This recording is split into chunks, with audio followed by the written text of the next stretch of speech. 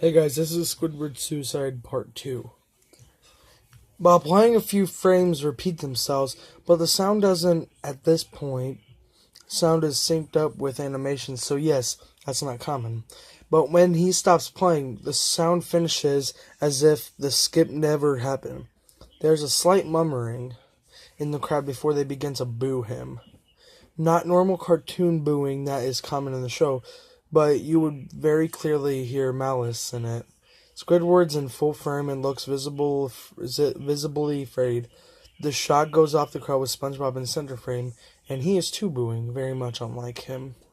That isn't the oddest thing, though. What is odd is everyone had hyper-realistic eyes.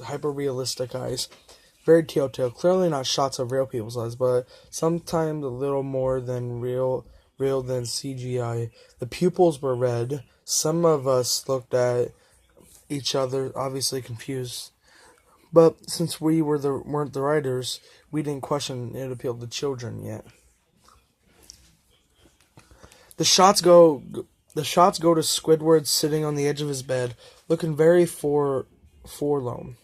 The view of his porthole window is a night sky, so isn't very long. After the concert is unsettling part. At this point, there is no sound, literally no sound.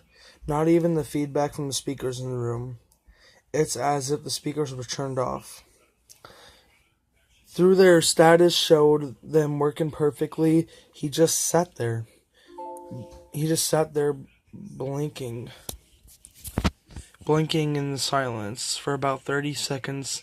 Then he started to sob softly, put his hands, or tentacles, over his eyes, and cried quietly for a full minute more, while a sound in the background very slowly, growing from nothing to barely audible. It sounded like a slight breeze through a forest. The screen slowly begins to zoom in his face.